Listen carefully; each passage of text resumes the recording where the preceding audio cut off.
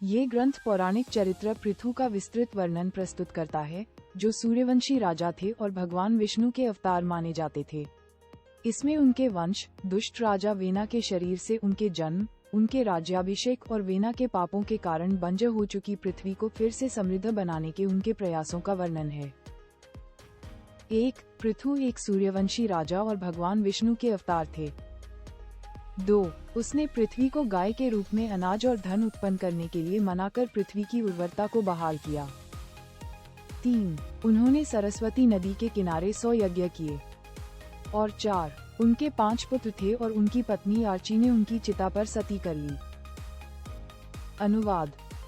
पौराणिक चरित्र पृथु सूर्यवंशी राजा थे, वेना के पुत्र। वाल्मीकि रामायण में उन्हें अनारण्य का पुत्र और त्रिशंकु का पिता बताया गया है।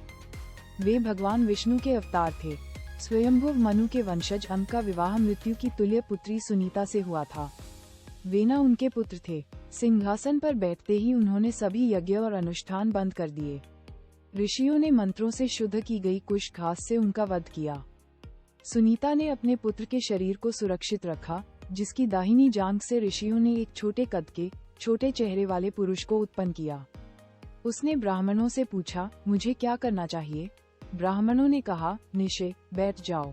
इसलिए उनका नाम निषाद रखा गया। उस निषाद के माध्यम से वेना के सभी पाप धुल गए। बाद में ब्राह्मणों ने वेना की भुजाओं का मंथन किया, जिसके परिणामस्वरूप एक पुरुष और एक स्त्री प्रकट हुए। पुरुष का नाम पृथु और स्त्री का नाम अर्ची था। आर्ची पृथु की पत्नी बनी। वह लक्ष्मी का अवतार थी। पृथु का राज्याभिषेक हुआ। वेना के पाप कर्मों के कारण पृथ्वी पर अनाज और धन का अभाव हो गया था।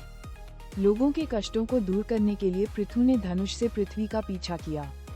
पृथ्वी भयभीत होकर गाय का रूप धारण करके आश्रय लेने के लिए भागी, पर उसे कहीं भी शरण नहीं मिली। उसने राजा से प्रार्थना की कि यदि राजा उसे एक बछड़ा दे, तो वह अपने गर्भ में पल रहे धन और अनाज को दूध के रूप में दे देगी। स्वयंभुव मनु को बछड़ा बनाया गया और पृथ्वी का दूध दुहा गया। अंत में राजा ने पृथ्वी को अपनी पुत्री के रूप में स्वीकार कर लिया। पृथु अत्यंत धर्मात्मा और ईश्वर के भक्त थे।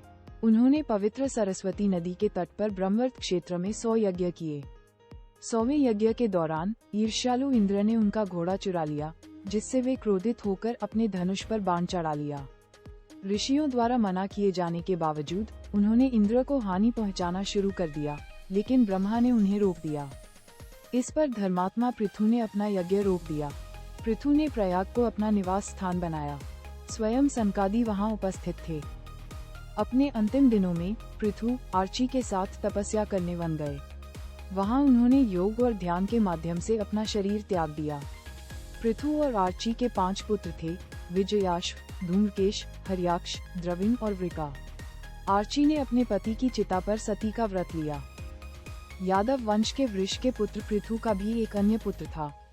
कृष्ण ने उन्हें मथुरा के उत्तरी द्वार की रक्षा का जिम्मा सौंपा था। यादव वंश के अंत में प्रभास तीर्थयात्रा के दौरान दोनों ने वहीं एक दूसरे को मार डाला।